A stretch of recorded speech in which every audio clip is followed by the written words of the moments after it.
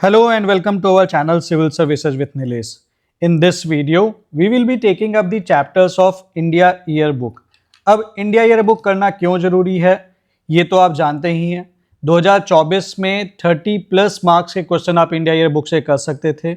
2025 में भी आप कई क्वेश्चंस अगर आपने इंडिया ईयरबुक कर रखी थी तो आप कर सकते थे। अब एक बात ये सोच के देखना कि ऐसे टाइम पे जहाँ पे कट ऑफ बहुत अनप्रिडिक्टेबल है, जहाँ पे स्टैटिक के क्वेश्चंस भी कई बार हमें डिच कर देते हैं, तो कोई एक ऐसा सोर्स, एक सिंगल सोर्स जहाँ से आपको मार्क्स कम से कम आपके 4-5 क्वेश्चंस अगर आप एक्स्ट्रा कर पा रहे हैं तो ऐसे सोर्स को छोड़ देना बहुत समझदारी तो नहीं होगी। इनफैक्ट अगर आपने करंट अफेयर्स नहीं कर रखा है तो इंडिया ईयरबुक इसका बहुत अच्छा सब्स्टिट्यूट बन सकता है। लेकिन एक समस्या है, जो एक्चुअल इंडिया ईयरबुक है, if you go by that, it is nearly 736 pages और 736 पन्ने करने का टाइम हमारे पास है नहीं। तो मैंने क्या किया है, I have make this India yearbook summary in just 178 pages.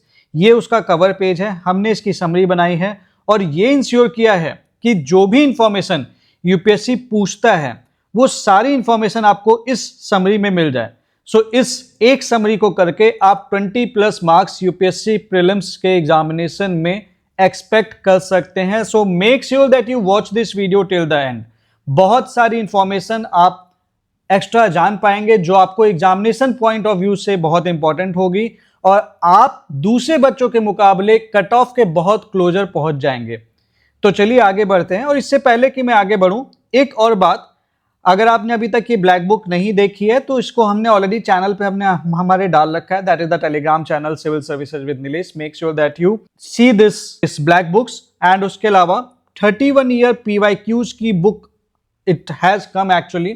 सो अगर आपके पास 31 ईयर्स की ये पीवाईक्यू बुक है तो आप शॉर्ट नोट्स वाइज आप उसका सारा स्टैटिक कंटेंट रिवाइज कर सकते हैं, तो ये आपकी प्रिपरेशन में 4 चांद लगा देगी। तो make sure that you supplement your preparation with this books. आप प्रीलिम्स वाइज बहुत ही ज़्यादा स्ट्रॉन्ग फाउंडिंग पे रहेंगे। अब इंडेक्स देख लेते हैं पहले कि हम क्या क्या करेंगे actually in this India year book series summary. आज के इस वीडियो में we will be covering the chapter 1, then next video में हम चैप्टर 2 करेंगे। Likewise then we will be doing polity, defence, then law and justice, India in the world, basic economic data, Chapter 8 Finance, Chapter 9 Corporate Affairs, Chapter 10 Commerce, Chapter 11 Industry, Chapter 12 Labor Skill Development and Employment, Chapter 13 Family, Health and Family Welfare, Chapter 14 that is Education, Chapter 15 Welfare, Chapter 16 Agriculture, Chapter 17 Food, Public Distribution and Consumer Affairs, Chapter 18 Planning, Chapter 19 Rural Development, Chapter 20 Housing and Urban Affairs, Chapter 21 Transport, 22 Energy, 23 Water Resources, 24 Environment, 25 Communication and Information Technology, then Chapter 26 Mass Communication, Chapter 27 Communication and Tourism, Chapter 28 Science and Technology, Chapter 29 Ministry of Youth Affairs and Sports, then Chapter 30 देखिए हमने remove कर रखा है because इस में आपको केवल state से रिलेटेड स्टैटिक फैक्ट्स मिलते हैं। So and considering that UPSC is the India level examination, इसके क्वेश्चंस इसमें से नहीं आते हैं, इसलिए ये चैप्टर का हमने समरी नहीं क्रिएट किया है। 31 this is the diary of national events, बहुत इंपॉर्टेंट है। And then chapter 2 the general information. So इसी सीक्वेंस में चलेंगे, सीक्वेंस ब्रेक नहीं करेंगे ताकि कोई भी इंफॉर्मेशन छूटी ना रह सके। ये चैप्टर 1 की समरी है।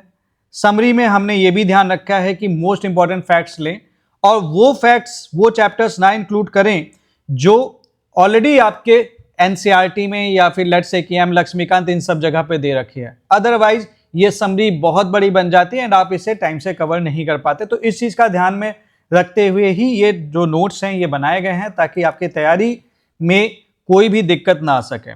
नाउ कमिंग नेक्स्ट, अब हम कंटेंट पे आते हैं। So there are some basic things that are given like India का size rank.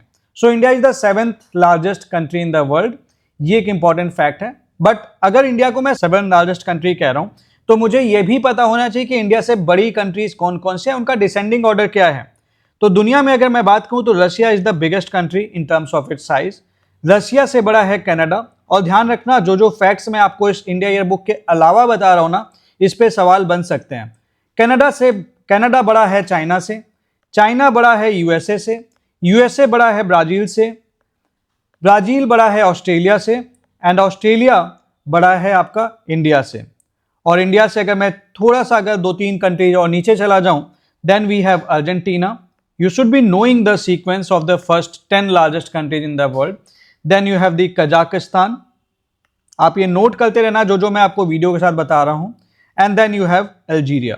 So make sure that अगर कभी आपसे पूछ दे the list of the largest countries या फिर इसको अरेंज करना है तो आपको ये चीज पता होना चाहिए, बिकॉज अगर आपको ये बात नहीं पता है then there is some problem that you might face in the examination. Land frontier की बात करें तो दिस इज 15,200 किलोमीटर। एंड अगर मैं कोस्ट लाइन की बात करूं तो हमारी जो कोस्ट लाइन है 11,098.81 किलोमीटर है।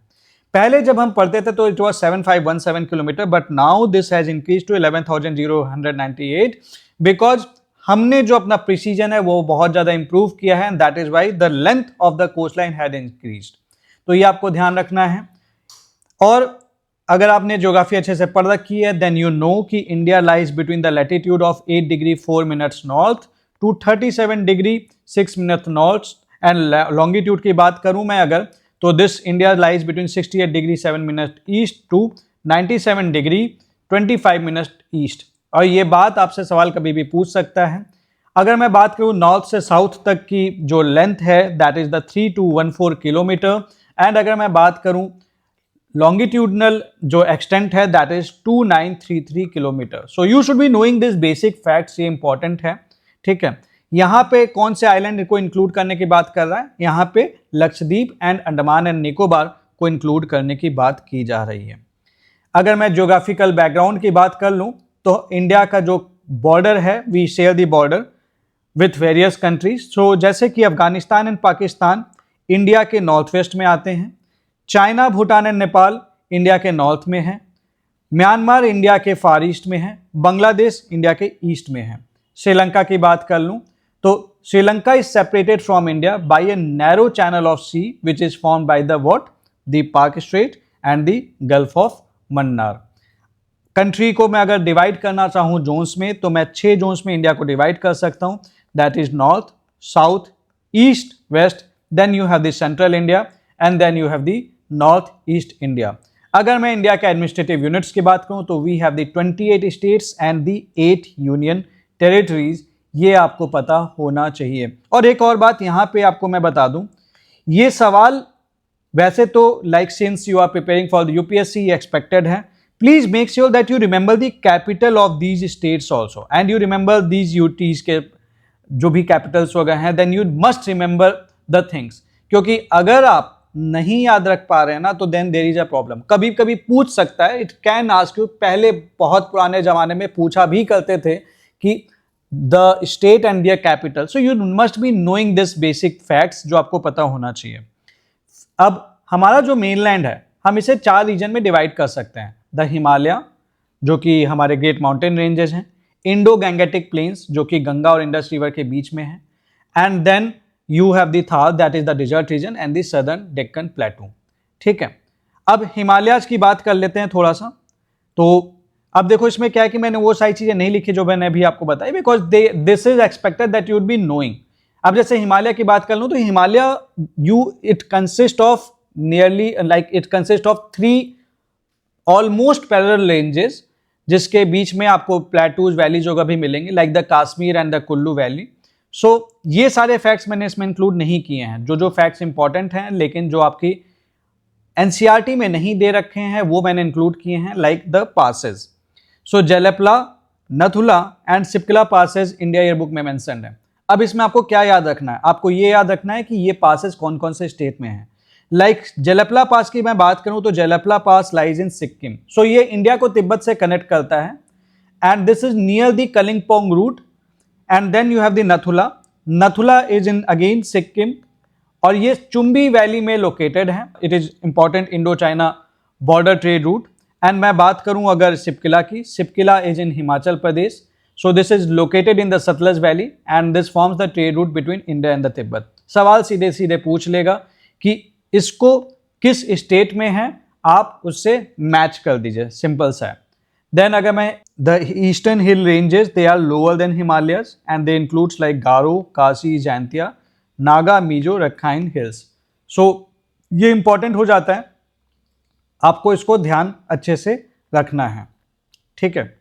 Then you have this Indo Gangetic plains. अब देखो इंडो गैंगेटिक प्लेन्स में बहुत ज़्यादा कुछ मैंने मेंशन नहीं कर रखा है, मेनली ये इंपॉर्टेंट फैक्ट है जो एलिवेशन ड्रॉप की मैंने बात की है। अगर मैं बात करूं इंडो गैंगेटिक प्लेन्स की, तो the Ganga and the Indus, ये that is around this plains is around 2400 kilometre long and 240 to 320 kilometre broad, and they are found by the basin of 3 distinct river system, the Indus, Ganga and Brahmaputra.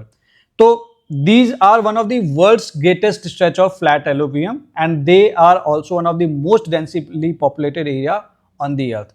अब यमुना जो कि दिल्ली में है and bay of Bengal से, like Yamuna जो दिल्ली में है and to the bay of Bengal जो कि लगभग 1600 किलोमीटर दूर है दिल्ली, तो there is a drop of only 200 metres in elevation. तो केवल 200 मीटर ही ड्रॉप है। तो इसके चलते क्या कर रहा है, दिस इज द लाइक एक पूरा प्लेन टाइप का बन जाता है, जिसके चलते यहाँ पे उगाना लाइक जो भी क्रॉपिंग वगैरह है वो बहुत आसान हो जाती है। एंड कहीं ना कहीं एलिवेशन के चलते ही जो गंगा का जो flow of direction of flow है that is from your Uttarakhand से, जब जैसे गंगा निकलती है and then it goes towards the bay of Bengal, ठीक है। डिजर्ट रीजन की मैं बात कर लूँ तो डिजर्ट रीजन को हम दो पार्ट में डिवाइड कर सकते हैं, the great desert and the little desert. Great desert like this stretch from what the edge of the Rann of Kutch to beyond Luni river northwards. Then little desert की बात करूं तो ये लूनी रिवर से that is to the north west तक ये stretch करता है, that is between Jaisalmer and Jodhpur, ये आपको पता होना चाहिए। So this is found between rocky baron zone with limestone ridges. Then मैं आता हूँ पेनिसुलर एरिया में। पेनिसुलर एरिया की बात कर लूँ, so this is separated from the plains by the mountains, hills, ranges. ये इतना इंपॉर्टेंट नहीं है। पेनिसुलर प्लेटू में कुछ आपकी ये हिल्स हैं, ये थोड़ा सा आप इसका ना मैप पे एक बार लोकेशन जरूर चेक कर लेना, अरावली, विंध्य, सतपुरा, मैकाल एंड अजंता। बात करते हैं थोड़ा सा हम घाट्स एंड हिल्स की, तो ईस्टर्न घाट की एवरेज हाइट इज 610 किलोमीटर। इससे ज़्यादा इंपॉर्टेंट फैक्ट ये है कि वेस्टर्न घाट की जो एवरेज हाइट है इससे ये कम है, ये आपको थोड़ा ध्यान रखना है। देन नीलगिरी हिल्स की बात कर लूँ तो इन दोनों का जो मीटिंग पॉइंट है, लाइक वेस्टर्न घाट इधर से आ रहा है, ईस्टर्न घाट इधर से आ रहा है, जो यहाँ पे ये मिलते हैं, this is the Nilgiri hill. तो Nilgiri hill is the meeting point of eastern and western ghat, ये इंपॉर्टेंट है, ये फैक्ट आपको ध्यान रखना है।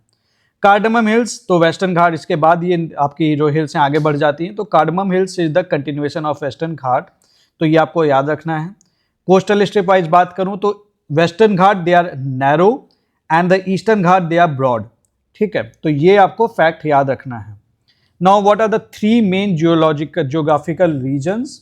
तो इंडियन सब कॉन्टिनेंट को हम 3 मेन रीजन में डिवाइड कर सकते हैं, that is the extra peninsular region जो कि आपके हिमालयाज हैं, then you have the Indo Gangetic plains and then you have the peninsular region. Then अब मैं बात करता हूँ एक एक करके, अगर आप इसकी ज्योग्राफी आपने आई होप बहुत अच्छे से पढ़ रखी है, ये जो प्रेजेंट कन्फिगरेशन आप देख रहे हो ना, this is attributed to the collision of Indian plate with the Eurasian plate, और 4 से 5 करोड़ साल पहले जब ये कोलिजन हुआ था तब ये फॉर्म हुआ था। So this collision and later subduction of the Indian plate, this resulted in the formation of the mountain chain in the world which you known by the Himalayas, and then इसके south में you see the Indo Gangetic plains. So अब मैं बात कर लेता हूँ थोड़ा सा इंडो गैंगेटिक प्लेन्स के बारे में। हिमालयस के बारे में बात नहीं करेंगे, आई होप आपने अपनी एनसीईआरटी बहुत अच्छे से पढ़ रखी होगी।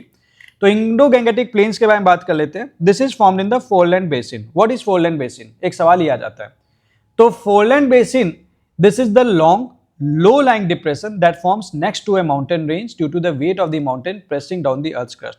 तो लेट्स से यहाँ पे कोई माउंटेन है, ठीक है, माउंटेन रेंज है एंड इसका वेट बहुत ज्यादा है। सो जब ये massive mountains like the Himalayas they are formed, तो इनका वेट क्या करता है कि जो भी लाइक लैंड है साउथ में उसको वो बेंड कर देता है, तो उससे डिप्रेशन बन जाता है, and then later on this is filled with the sediments like sand, silt and clay which is brought by the river. So Indo Gangetic plains they are called this foreland basin, why? Because Himalayas they are extremely heavy and उन्होंने इसने क्या किया कि this push down the earth crust. Now this created a basin और the depressed area to the south. Then rivers जैसे कि आपकी गंगा नदी हो गई, इंडस रिवर हो गई, ब्रह्मपुत्र हो गई, इसने क्या किया, ये बहना शुरू हुई and this deposited the thick layer of एलोवियम here over the million of years. Result, you are going to find the fertile plains which covers your Punjab, Haryana, UP, Bihar, West Bengal and Assam. Then Indo-Gangetic plains की बात करूं, they are the youngest physiographic region. ठीक है, तो ये आपको ध्यान रखना है, these are the youngest physiographic region. Peninsular region की मैं बात कर लूं, if I go by the peninsular region, तो इसका जो शेप है that is the inverted triangle. Triangle का शेप ऐसा होता है, इन्वर्टेड ट्रायंगल का कैसा होगा, ऐसा हो जाएगा. तो यू नो अगर इंडिया के हम बनाते हैं तो हम इंडिया को ऐसे ही तो बनाते हैं, right. So this is a stable landmass. अगर मैं स्टेबल कह रहा हूं इसका क्या मतलब है कि यहां पे अर्थक्वेक या फिर मैं कहूं लैंडस्लाइड, ये सब बहुत कम आते हैं, हिमालयाज में ज्यादा आते हैं. ये आपको फैक्ट याद रखना है. इसके कंपैरिजन में this is a stable landmass. This is rich in minerals and rock units की मैं बात करूं तो this is the oldest in India, as old as 380 crore years और 3.8 गीगा एनम ईयर्स. ठीक है. Then this is covered by Gondwana super group. Deccan trap is the volcanic lava flow and the quaternary sediments. अब मैं बात कर लेता हूं थोड़ा सा इसके बाद, इतना हमने कवर कर लिया है. Then let us talk something about the river system. India के रिवर सिस्टम की बात करें तो हम इसे 4 ग्रुप में क्लासिफाई कर सकते हैं. पहला है आपका हिमालयन रिवर, दूसरा है आपका डेक्कन रिवर, तीसरा है आपका कोस्टल रिवर एंड चौथा है the rivers of the inland drainage basin. Himalayan rivers के बारे में थोड़ी सी बात कर लेते हैं.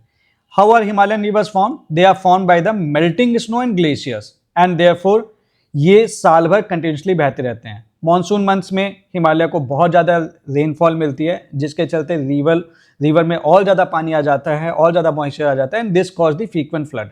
डेक्कन रिवर की मैं बात कर लूं, लेकिन दे आर रेन फेड मतलब नदी, जो बारिश से जिसको पानी मिल रहा है इसको, basically that is the rain fade. ठीक है.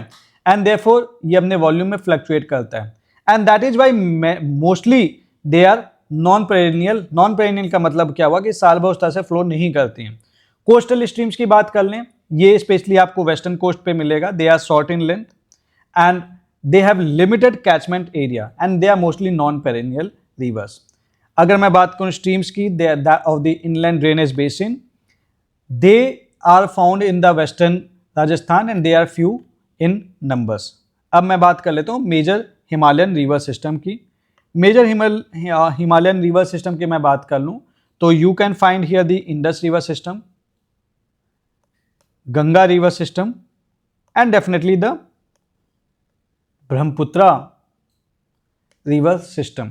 इंडस रिवर सिस्टम की बात कर लेते हैं. सो इंडस रिवर सिस्टम, इसका अगर मैं ओरिजिन की बात करूं तो its origin is in the Mansarovar in Tibet and ये इंडिया में बहते हुए आती है and this then thereby India को क्रॉस करते हुए पाकिस्तान चले जाते हैं एंड फाइनली ये अरेबियन सी को नियर बाई कराची ज्वाइन कर लेती है. इसकी इंपॉर्टेंट ट्रिब्यूटरी जो इंडियन टेरिटरी में आती हैं दैट इज द सतलज. अब सतलज के बारे में खास बात बता दूं कि खुद तिब्बत में ओरिजिन होती है. Then you have this Beas, you have this Ravi, you have this Chenab, you have this Jhelum. Important है, आपको ये चीज, ये नाम याद होना चाहिए. गंगा, ब्रह्मपुत्र, मेघना सिस्टम की बात कर लेते हैं तो Ganga is form by Bhagirathi and Alaknanda Devprayag. This thing happens in Uttarakhand. ठीक है. तो भागीरथी आ रही है, अलकनंदा आ रही है, ज्वाइन किया, यहाँ पे बन गया, ये है जगह देवप्रयाग एंड इसके बाद जो निकला that is the Ganga river. So you must know this fact, इस पे सवाल बन सकते हैं. Then it transfers through the Uttarakhand, Uttar Pradesh, Bihar and West Bengal. Then अगर ट्रिब्यूटरीज की बात करें, अगर मेजर ट्रिब्यूटरीज की, तो Yamuna, Ramganga, Ghaghara, Gandak, Kosi, Mahananda and Son are the important tributaries of the Ganga river system. Sub tributaries of Ganga, this is Chambal and Betwa. So this joins Yamuna, जो कि गंगा को फाइनली ज्वाइन करता है. जब गंगा बहते बहते it goes into the Bangladesh, तो बांग्लादेश में जाती है तो गंगा का नाम चेंज हो जाता है. तो क्वेश्चन आ सकता है कि गंगा का नाम क्या है बांग्लादेश में, तो that is the Padma river. This joins the Brahmaputra and this continues as the Padma. Then you have the Brahmaputra river, Brahmaputra जिसे तिब्बत में तसांगपो कहते हैं. This enters Arunachal Pradesh as the Dihang, तो वहां पे इसका नाम दिहंग रहता है. देन दिबंग एंड लोहित, ये ट्रिब्यूटरीज हैं. अब ये देखो, ये ब्रह्मपुत्र है दिहंग, लेकिन दिबंग इसकी एक ट्रिब्यूटरीज है, तो यहां पे कंफ्यूजन क्रिएट हो सकता है। So Dibang and Lohit they both join near the Pasighat the Brahmaputra river. Subansiri, Jia Bhareli, Dhansiri, Puthimari, Pagladia, Manas, Teesta and these form the tributaries of the Brahmaputra river. एक ट्रिब्यूटरी जो नहीं दे रखी है, जो आपके एनसीईआरटी में दे रखी है, दैट इज द कामेंग। आपको ये नाम याद होना चाहिए, और कामेंग पे क्वेश्चन भी आ रखा है। देन हम बात कर लेते हैं थोड़ी सी बराक रिवर के बारे में। Barak river is the head stream of the मेघना river. This originates in Manipur. Barak river की tributaries you have the Makku, Trang, Tuivai, Jiri, Sonai, Rukni, Katakhal, Dhaleswari, Langachini, Madhua, Jatinga. एक और बात देखो, अगर आप like let say if you are following this video, तब तो आपको कुछ करने की जरूरत नहीं, you don't need to watch this video also, but I would highly recommend कि इस वीडियो को तो यार देखो, जरूर देख लेना, क्योंकि बहुत सारे ऐसे फैक्ट्स होंगे ना जो आपको इस इंडिया बुक में नहीं दिखेंगे, जो मैं आपको साथ ही साथ बताते चल रहा हूँ, और ये भी बताते चल रहा हूँ कि मोस्ट इंपॉर्टेंट चीज़ें क्या क्या हैं। लेकिन अगर आप लेट से कि you don't want to make the notes, तो आप इस वेबसाइट पे जाओ www.nilesh442.com, और यहाँ पे जाके आप इसके जो हार्ड कॉपी है वो ऑर्डर कर सकते हो। That is up to you. मैं कवर सारा कुछ ही कराऊंगा, इसी चैनल पे कराऊंगा, उसके लिए आपको परेशान होने की जरूरत नहीं है। But if in the case you need the hard copy, this is the website. Coming next, अब हम अगले चैप्टर पे चलते हैं। Then Barak joins Ganga and Brahmaputra near the Bhairab Bazar. Then let us discuss something about the major Deccan rivers. देखो, Deccan river में जो most of the river system है, that they flow east and they fall in the bay of Bengal. तो major east flowing rivers कौन कौन से हैं आपकी? You have Godavari, east flowing river की मैं बात कर रहा हूँ। You have the Godavari, you have Krishna, you have Kaveri and you have Mahanadi. And Narmada Tapi की मैं बात करूं, नर्मदा एंड ताप्ती, ये आपकी वेस्ट फ्लोइंग रिवर्स हैं। तो गोदावरी जो कि साउथ पेनिनसुला में है, this has the second largest river basin and this form the 10% of the India's area. तो लार्जेस्ट बेसिन किसका है? गंगा रिवर का। Then you have the Godavari. उसके बाद आता है कृष्णा रिवर की बेसिन, ठीक है। तो next to it is Krishna basin and उसके बाद महानदी है आपकी। सो ये आपको फैक्ट याद होना चाहिए। Then you have this Kaveri, you have this Pennar river. West flowing river की बात करूं, you have the Narmada and Tapi, they are the major ones. Then inland river basins की रिवर की बात करूं, तो इनलैंड रिवर के बारे में जान लीजिए कि they do not reach sea and they end in salt lake और द सैंड। अब इस पे सवाल क्या बनेगा? ये सीधा सीधा सवाल बना देंगे, इसमें से कौन सी नदी हैं जो कि सी को ज्वाइन नहीं करती हैं? तो ये नाम याद कर लेना, लूनी, मच्चू, रुपेन, सरस्वती, भानस एंड गग्गर। ये इंपॉर्टेंट हो जाता है, you must remember these. Then river basin की बात कर लें तो we have the 20 river basin और ग्रुप्स ऑफ रिवर बेसिन, जिसमें 12 आपकी मेजर रिवर बेसिन हैं और 8 आपकी कंपोजिट रिवर बेसिन हैं। अब मेजर रिवर बेसिन का क्या मतलब हुआ कि इनका catchment area is 20,000 square kilometre.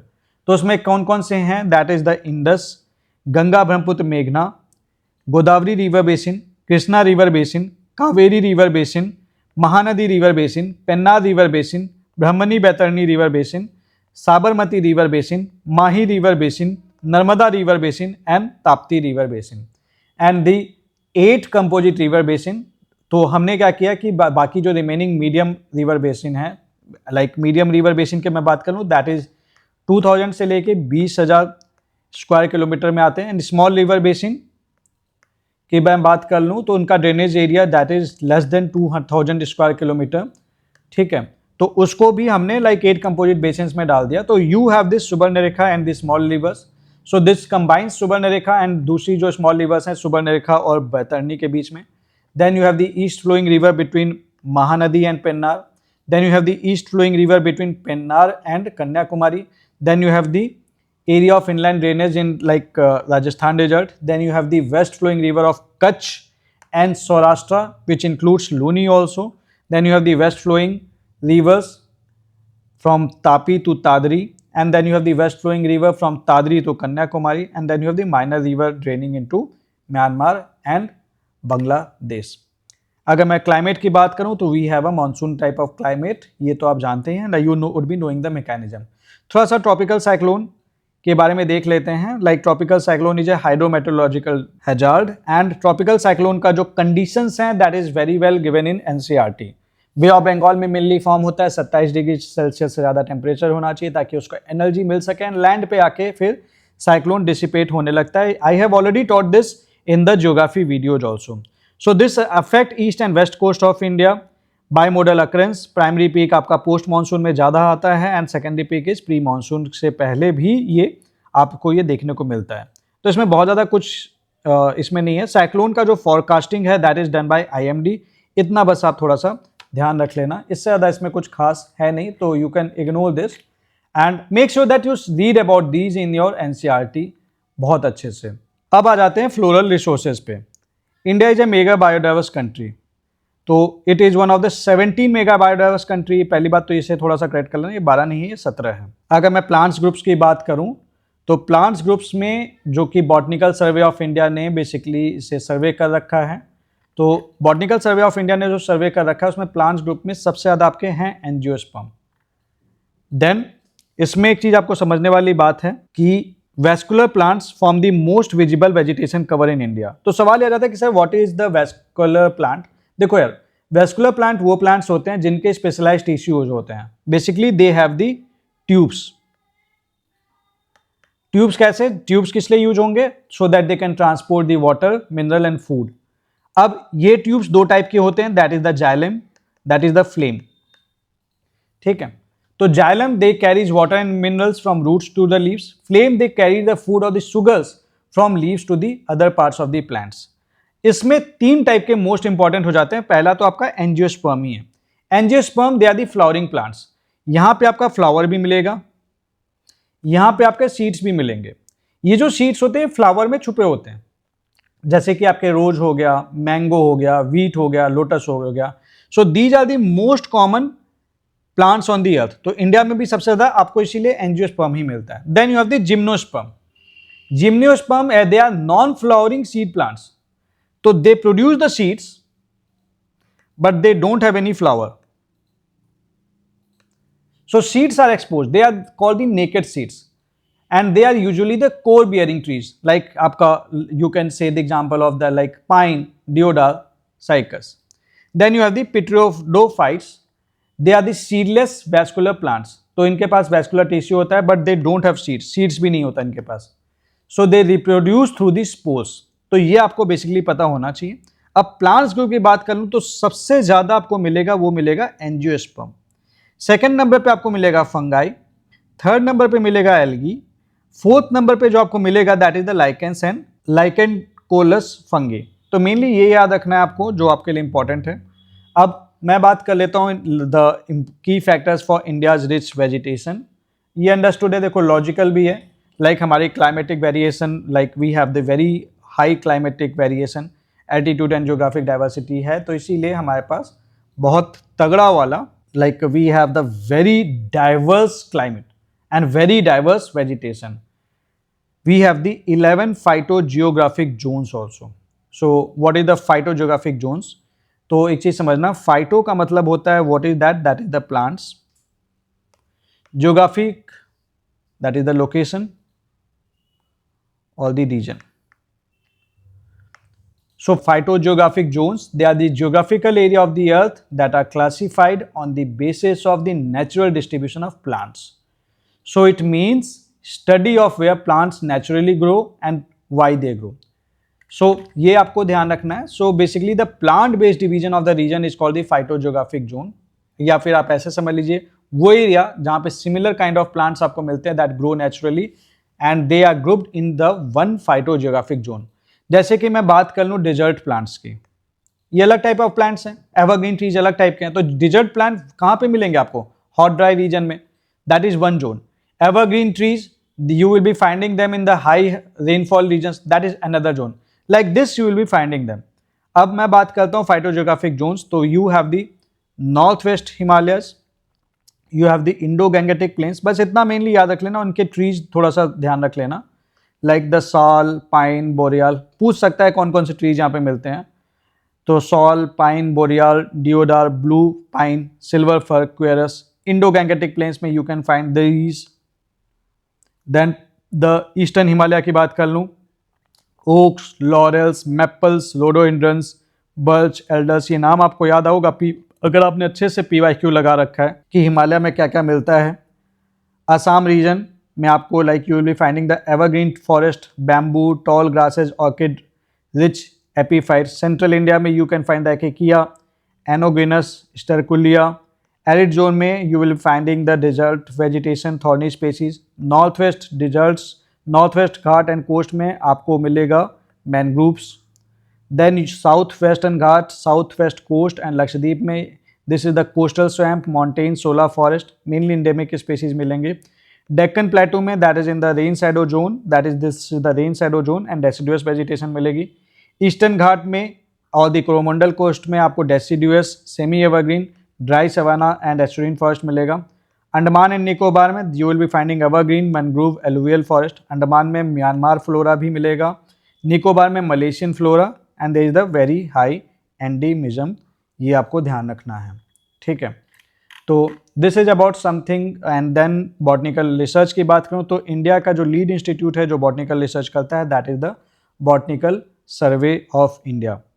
Then botanical survey of India की अगर मैं बात कर लूँ तो this works upon the flora of India and it studies the state and district floras and the protected areas floras. 17 regional centre ये इतना important नहीं है, मेनली आपको ये ध्यान रखना है कि Botanical survey of India is there which is in Kolkata and this studies the flora of India. अब फ्लोरा को स्टडी करने के लिए हमारे पास बॉटनिकल सर्वे ऑफ इंडिया है, देन फौना को स्टडी करने के लिए हमारे पास जियोलॉजिकल सर्वे ऑफ इंडिया है, जिसके बारे में अभी हम आपसे थोड़ी देर में बात करेंगे।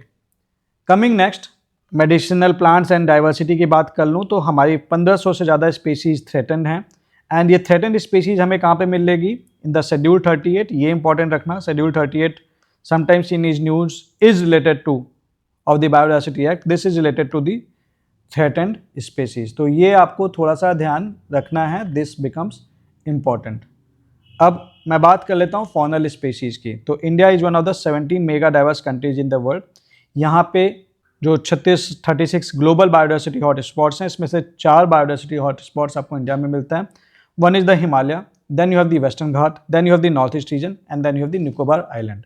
अब इंडिया के मैं बात कर लूँ तो we have only 2.5% of the world's land area, but हम 7.5% ऑफ द ग्लोबल फौना को सपोर्ट करते हैं एंड हमारे जो 30% एनिमल्स हैं they are endemic. This is very very very important.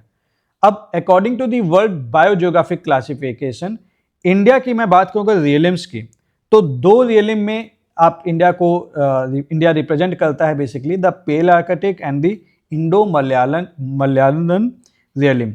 3 major biomes आपको मिलते हैं इंडिया में, that is the tropical humid forest, tropical dry deciduous forest and the warm desert और द सेमी डेजर्ट, ये important है।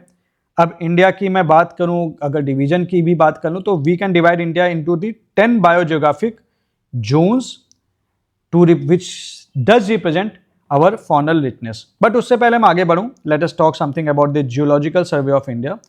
This works under ministry of environment, forest and climate change. इसका भी headquarter Kolkata में ही है and India is the first country to prepare a complete faunal checklist. ये important fact है जो कभी भी आपसे पूछ सकता है and which organization prepared it, the Geological Survey of India prepared it. Then biogeographic zones की मैं अगर बात कर लूँ तो biogeographic zone में अगर आप देखेंगे तो we have this, सबसे ज़्यादा स्पीसीज आपको हिमालय में मिलेंगी, देन आपको नॉर्थ ईस्ट में मिलेंगी, देन आपको वेस्टर्न घाट में मिलेंगी, देन आपको डेक्कन प्लेटो में मिलेंगी, देन आपको गैंगेटिक प्लेन्स में मिलेंगी, देन आपको कोस्ट में मिलेंगी, then island, then semi arid, then desert and then the trans Himalaya. तो ये आपको याद रखना है in terms of the sequence of the species count. Then अगर मैरीन एंड एक्वेटिक बायोडाइवर्सिटी की बात कर लेंगे तो ये देखो यहाँ पे कोस्ट लाइन इतना लिख रखा है, but the thing is that now it is 11,000 जो अभी मैंने आपको बताया था, because that is what is the new data. Exclusive economic zone की बात कर लो तो we have the 18th largest exclusive economic zone in the world. Now then marine species, freshwater species और mangrove species and estuarine species, just know the sequence कि भाई marine species ज़्यादा है हमारी freshwater species से, जो कि ज़्यादा है आपकी mangrove species से, जो कि ज़्यादा है estuarine species से। ये नंबर इंपॉर्टेंट नहीं है, बस सीक्वेंस थोड़ा सा ध्यान रख लेना। अगर मैं बात करूँ कंजर्वेशन के बारे में थोड़ा बहुत, तो प्रोटेक्टेड एरियाज फिलहाल हमारे 1022 हैं and they actually cover 5.43% of the India's land. So this you must be knowing. And then red list की बात कर लूँ तो रेड लिस्ट किसके द्वारा दी जाती है? IUCN के द्वारा. इंडिया की कितनी स्पेसीज रेड लिस्ट में है? That is the 7076. Ramsar sites की बात कर लूँ तो currently 98 Ramsar sites are there. आपके इंडिया ईयर बुक में 96 दिया है, बट ये अपडेट हुआ था क्योंकि 2 फरवरी 2026 को 2 नई रामसर साइट्स को इंक्लूड किया गया था. That is Chharidhand in Gujarat and Patna bird sanctuary in Uttar Pradesh. अब देखो बहुत सारे बच्चे क्या करेंगे ना, गलती कर जाएंगे कि भाई पटना बर्ड सेंचुरी कहाँ होगी? भाई बिहार में होगी. नहीं भैया, पटना बर्ड सेंचुरी बिहार में नहीं है, वो यूपी में. ठीक है, तो नाम के साथ ऐसे ही खेला जाता है. यूनेस्को बायोस्फीयर रिजर्व की बात कर लूँ तो टोटल 18 है. लार्जेस्ट नंबर ऑफ स्पीसीज कौन से बायोस्फीयर रिजर्व में ज़्यादा है इंडिया के? That is in the Sundarbans. ये आपको ध्यान रखना है. This comes under man and the biosphere concept. Biodiversity hotspot in India, ये मैंने ऑलरेडी डिस्कस कर लिया था आपसे. These are the 4 Himalayas, Indo Burma, Sundaland and the western ghat Sri Lanka. They is very high endemism. Faunal species, अब हमने क्या क्या कि स्टडी करने की सोची. Long term monitoring is being taking care of for the sea turtles, corals and other invertebrate fauna, and this is carried out by ZSI. क्यों करना है हमें स्टडी? ताकि हम उनको अगर स्टडी करेंगे, उनके पैटर्न को स्टडी करेंगे, माइग्रेशन के पैटर्न को स्टडी करेंगे, तो कहीं ना कहीं हम एक काम ये अच्छा कर पाएंगे कि हम इनके बारे में अच्छे प्लान्स बना पाएंगे ताकि इनका कंजर्वेशन कर सकें. And that is why the tagging is done. अब सी टर्टल की टैगिंग करके उनके जो माइग्रेशन पैटर्न्स को स्टडी किया गया ताकि उनके लिए कंजर्वेशन प्लान्स बनाए जा सकें. तो 8000 ओलिव रिडले टर्टल को स्टडी किया गया at the Orissa coast. 900 leatherback turtles को स्टडी किया गया at the great Nicobar. Purpose of tagging to study migration patterns, movement between feeding and the breeding areas. Genetic studies in wild life like 37 mammal species को identify किया गया इन हिमालय. ये इतना important fact नहीं है, इसको इग्नोर कर दो. कौन कौन सी स्पेसीज को स्टडी किया गया है? ये देखो 3 स्पेसिफिकली मेंशन्ड है, तो इसके नाम ध्यान रख लेना. Arunachal Macau, barking deer and Chinese pangolin. Then coming next, Geological Survey of India established long-term permanent monitoring plot in collaboration with Forest Survey of India. कहाँ पे? Dibang biosphere reserve. तो ये सवाल पूछ देगा कि भाई कहाँ पे बना है? बायोस्फीयर, दिबंग बायोस्फीयर रिजर्व में बना है. ये इंपॉर्टेंट बन जाता है, तो ये थोड़ा सा ध्यान रख लेना, ये इंपॉर्टेंट बन जाता है. दिबंग बायोस्फीयर रिजर्व कहाँ पे है? ये भी ध्यान रख लेना. This is in Arunachal Pradesh and this is done for what? For the periodic monitoring of the fauna. ठीक है, so study long term biodiversity changes and the monitor impact of climate change on the fauna. So this is something, some basics about the geographical things. And then come the census of India. Census, like देखो यार जो population census है, what is this? This is actually the process of collecting, compiling, analyzing and disseminating what? Your demographic, social, cultural and economic data. Related to whom? Related to the people. कब? At a particular time in 10-year intervals. तो इसको हम decadal census भी कहते हैं. So population census country, India जैसी country में करना, it is definitely बहुत बड़ा administrative और statistical exercise है और इसमें बहुत सारे डिपार्टमेंट्स मिलकर करते हैं. अकेले डिपार्टमेंट के बस की बात नहीं. Although there is the जो मेन डिपार्टमेंट है वो एक ही है. ठीक है, सेंसस 2011 की बात कर लूँ तो this was the 15th census. तो this is important, this 15th number is important, you must remember. ये 2 फेजेस में कंडक्ट किया गया था, ये आपको पता होना चाहिए. एंड 2021 का जो सेंसस है that was postpone, why? Due to the COVID. एक सवाल है आपसे मेरा कि पहला सेंसस कौन से गवर्नर जनरल या फिर वाइसरॉय के अंडर में हुआ था और पहला डिकेडल सेंसस कौन से वाइसरॉय या गवर्नर जनरल के अंडर में हुआ था? तो ये मुझे कमेंट सेक्शन में बताना, इस टाइमलाइन को मार्क करके. पॉपुलेशन की बात कर लेते हैं. अगर मैं इंडिया के पॉपुलेशन की बात करूं तो 2011 के सेंसस के अकॉर्डिंग इंडिया की जो पॉपुलेशन है इसमें 121.09 करोड़ है टोटल इस टाइम पे, जिसमें से 60.33 करोड़ मेल्स हैं, 58.76 करोड़ फीमेल्स हैं. इवन इस पॉपुलेशन में रूरल एरियाज में 83.38 करोड़ आपके जो हैं वो रूरल एरियाज में रहते हैं. दैट इज इसका 68.9% is living in the rural area and 121 crore में से 37.71 crore they are living in the urban areas. That is urban population is 31.1%. ये आपको पता होना चाहिए. डिकेडल ग्रोथ रेट की मैं बात कर लूँ तो हमारी जो डिकेडल ग्रोथ रेट है that is 17.7%. Then projected population, भाई हमारी पॉपुलेशन कितनी होगी, तो दिस इज एक्सपेक्टेड दैट 2021 में हमारी पॉपुलेशन 1363 मिलियन होगी एंड 2036 में इट विल बी 1522.3 मिलियन, मतलब 150 करोड़ हम क्रॉस कर जाएंगे। एक बात और, currently India is the most populous country in the world, not China. China से ज़्यादा पॉपुलेशन है हमारी, ये आपको पता होना चाहिए। वर्ल्ड पॉपुलेशन की बात कर लूँ तो इंडिया की पॉपुलेशन सबसे ज़्यादा है, then it is China, then it is USA and then it is Indonesia. State wise population की बात कर लूँ, ये आपके इसमें नहीं दे रखा था, so like you must be knowing that Uttar Pradesh की सबसे ज़्यादा पॉपुलेशन है, then we have the Maharashtra, then you have the Bihar, then you have the West Bengal, ये 4 नाम याद रख लेना। एंड लास्ट में जो लीस्ट पॉपुलेशन है that is of the Sikkim. Negative population growth किसकी हुई थी? नागालैंड की हुई थी, मतलब इस सेंसस में 2011 सेंसस में नागालैंड की पॉपुलेशन घटी थी, बाकी सारे स्टेट्स की पॉपुलेशन बढ़ी थी, ये फैक्ट पता होना चाहिए। 2.4% सरफेस एरिया इंडिया का, लेकिन ये 17.7% ग्लोबल पॉपुलेशन को होस्ट करता है। पॉपुलेशन डेंसिटी की बात कर लेता हूं मैं। What is population density? Population density is the number of person पर स्क्वायर किलोमीटर। 2011 सेंसस के अकॉर्डिंग हमारी जो पॉपुलेशन डेंसिटी है दैट इज 382 पर स्क्वायर किलोमीटर, और डिकेडल ग्रोथ हमारी कितनी है? हमारी decadal growth is 17.7%।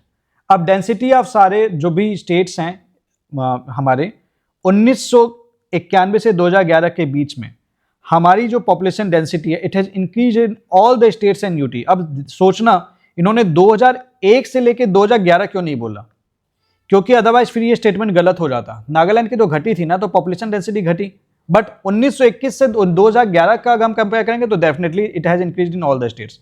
Highest population density of Bihar, number ये याद कर लेना 1106। Then you have this West Bengal, then you have this Kerala. UTs में सबसे ज्यादा population density is of Delhi and then this is of the Chandigarh. आते हैं सेक्स रेशियो में। सेक्स रेशियो क्या है? This is the number of females per 1000 mails.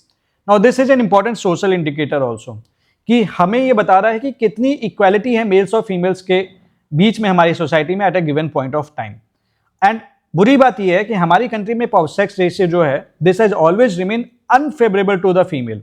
अब जैसे कि 1901 में दिस वाज 972, 1941 में दिस वाज 945, 2001 में दिस वाज 933, तो देख लो आप घटा, एंड 2011 में दिस वाज 943, तो बड़ा, और ये इसके पास पहुंच पाया।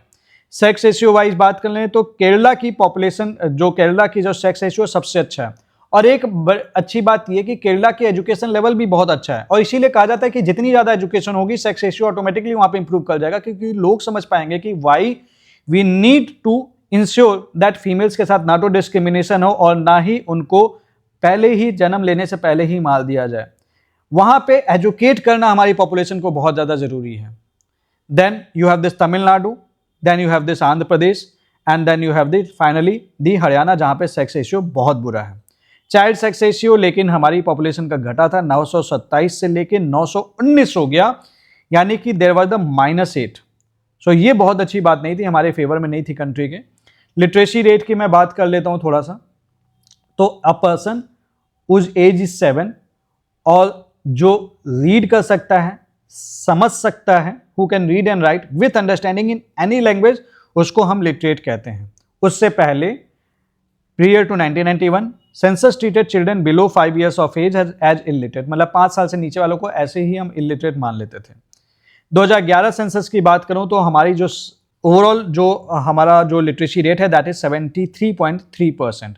मेल्स का है ज़्यादा फीमेल से, दैट इज 80.9%, फीमेल्स का है 64.6%।